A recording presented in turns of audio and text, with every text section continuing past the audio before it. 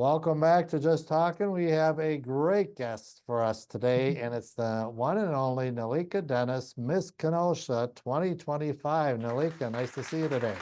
So good to see you. Hi. Well, let's hear it. How did you first learn about the Miss Kenosha pageants? Well, I always grew up seeing the Miss Kenoshas and I always watched the Miss America pageants as a little girl. I just never saw myself competing. So it wasn't until 2 years ago when Grace Chapa, who was a Miss Kenosha 2024, she saw me speaking at an event, like doing some public speaking, and she came up to me and she was like, Nellyka, you need to be a Miss Kenosha. And I was like, Grace, absolutely not. I'm not a pageant girl. I'm a lot of things, but I'm not a pageant girl.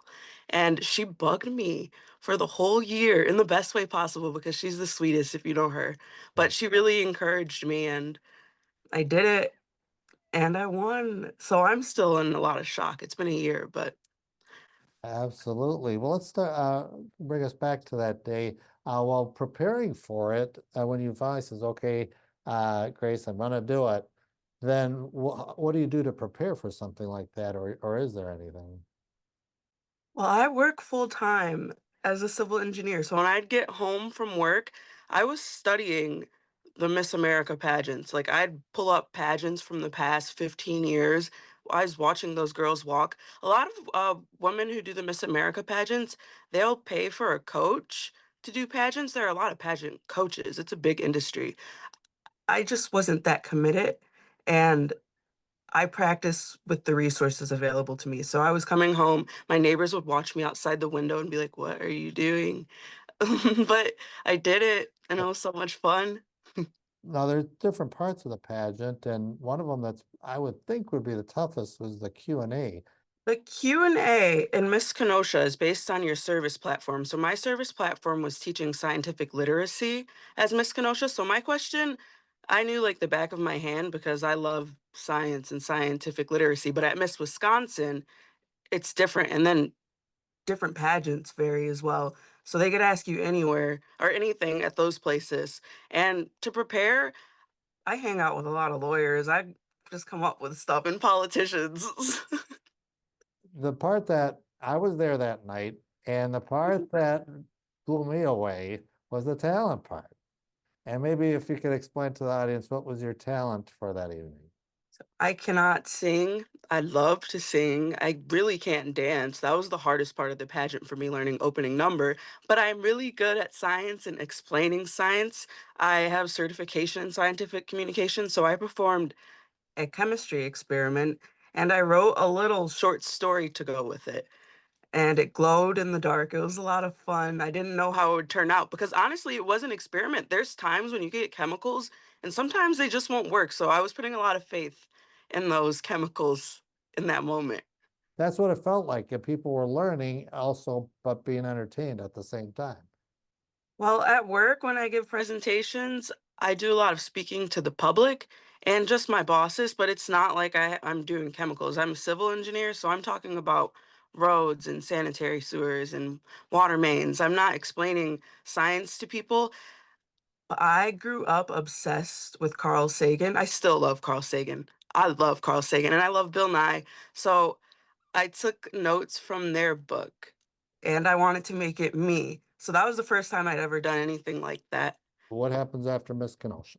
I mean, during in that year, after you're crowned, I should say. I knew after I won Miss Kenosha that I'd use the platform to advocate for scientific literacy across Kenosha. And I don't know if you've seen, but like southeastern Wisconsin, they just released a report. It has some of the lowest like reading and math scores across the nation. And I knew that going into the Miss Kenosha pageant. So I used this as a platform to go to a lot of schools, visit as many places that I could, and teach science. I performed that experiment to the Girl Scouts. It was really fun. I was a Girl Scout, so I enjoyed that. I went to the Yerkes Observatory, which is, I think, just a little west of Lake Geneva. So I didn't just stay in Kenosha, and I taught over 200 people about civil engineering on the moon, and I really enjoyed that. It was really cool. It was cool because that's the birthplace of modern astrophysics. Crazy. It's right here in Wisconsin. I went to high schools and I just spoke with girls about my journey as an engineer because everyone's journey as whatever they're doing is totally different. I went to middle schools and I even had like 70-year-olds come up to me and be like, I hated science my whole life. I never understood a thing. But watching you do this, I've learned so much, and that's all I wanted to do as Miss Kenosha. So my year looked like that, but also a lot of pageantry. So I went and competed at Miss Wisconsin, and I saw Willow win, and that was so cool. I because she made history, so I was like, holy, like this is like I'm living this. It's gonna be in a book one day. It was a lot of fun. I had to do a lot of prep for Miss Wisconsin after work for those first 6 months as Miss Kenosha because I needed to be polished. I didn't know what I was getting myself into. So my director would direct me. It felt like I was a theater kid, and I'm not a theater kid. Oh, I did a lot of parades and just a lot of community engagement. I spoke at a lot of things. I hosted dinners and I'm starting post Miss Kenosha. I have been working this whole time as Miss Kenosha. I'm starting a youth mentorship for girls who want to go into STEM. So I'll be launching that through the Mahone Foundation. Dream Girls. And let me back up. We've got a number of things to talk about. Is your platform itself? I didn't ask that question. So for Miss Kenosha, you had to choose a platform. And what was your platform, and how did you come about that? It was called Starship Science, and the main mission of the platform was to increase the scientific literacy rate and to advocate for scientific literacy because a lot of people hear the word scientific literacy and they're like, okay, that means memorizing facts about science, like how far the moon is from us and how many molecules are in that, but it's not. It is a little bit of that, but it's not just that. It really is teaching minds how to critically think. It's teaching you how to think with logic and to think like a scientist, not to be a scientist, but to think like one. So you're going to come up with hypothesis, you're going to take risk, you're going to perform an experiment in your life and you're going to record results and you're going to take that data and solve problems. It's teaching you how to solve problems. And if I wasn't scientifically literate, I know I'd be struggling right now in life. And I see people all around me who aren't scientifically literate. In fact, the scientific literacy rate across all Americans is floating around 28%. We're really low compared to other countries. So it's an issue I care deeply about. And beyond Miss Kenosha, I found my passion through the Miss America organization. I want to continue this work because it changes lives being scientifically literate. You can make decisions about your health, your money, your life has changed. And I deeply believe that. And then I guess the next question is civil engineer. So it's like I'm sure you got responses from the public when you say you're a civil engineer. And what do you have to become a civil engineer? Do you go to school or do you have to get certificates, a degree? Let's hear about that. I went to Marquette reluctantly. I didn't want to go there. My mom, she was like, "You're going to go to Marquette," because I won a scholarship, a full ride scholarship there after competing in a math competition. So she was like, "You're going there. No ifs, ands, or buts." I went to Marquette for civil engineering, and then I took some certification courses at Yale for climate change and public health communication.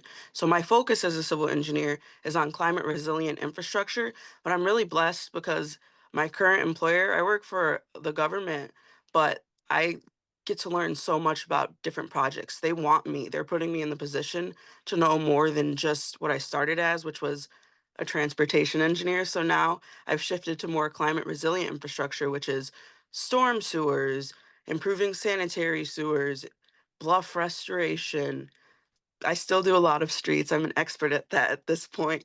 But I've gone beyond that and I feel really grateful. My next project, I'm going to be doing a ravine in the cemetery. So I love what I do. Is that in the Kenosha area or is it in the southeastern that covers your job, I guess? I've always worked in the Chicagoland area. I'd love to work in Wisconsin, but when being a civil engineer, you have to get your license by state, and I've always worked in Illinois because after college I was like, I'm going to Chicago. I found my way back home, but I practice in Illinois, and I'd have to apply with a board to do it in Wisconsin.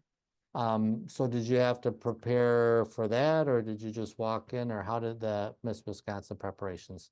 I'd meet my director, Lily Carnes. She's the director of the Miss Kenosha pageant. Her family, they are Miss America girls. So they have a lot of knowledge. They're like a book. I'd go over to her home. She had a megaphone. She'd coach me on walking. We had to go get a dress made for me.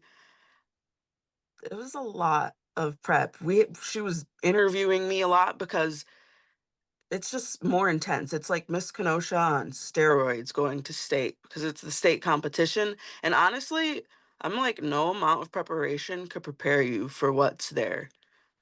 It changes every year. Like the judges are different every year. In the parades, oh, you were in the parades. I know the St. Patrick's Day parade you were in, and I think the 4th of July parade as well, right? I did, yeah, the 4th of July, the St. Patrick's Day parade was like my favorite. That was so fun. I Yeah. love that. That was one of the best days of my life. I did see you at that Urban League of Racine and Kenosha event, and hearing you speak again was absolutely terrific. But I wasn't aware that you were part of the Urban League. Let's hear all about that. Well, first of all, those who don't know, what is the Urban League of Racine and Kenosha? The Urban League of Racing in Kenosha is a civil rights organization, and the Urban League itself nationally is the oldest civil rights organization in America. So here in Kenosha and Racine, it's both of the cities that it covers. There, we do a lot of advocating for children education, and then there's a lot of focus on getting young people jobs and home security. So, and we help all sorts of people. I say civil rights organization, but civil rights are human rights, so we help everyone. And a part of the Urban League, I've been the young professional president for 2 years, so I've done some pretty terrific things, but a couple of the most memorable things would be getting children access to school supplies. So we've given away so much school supplies and nice backpacks. And then we also went to last year Capitol Hill and we met with our representatives and we advocated for fair laws and transparency when it comes to AI use.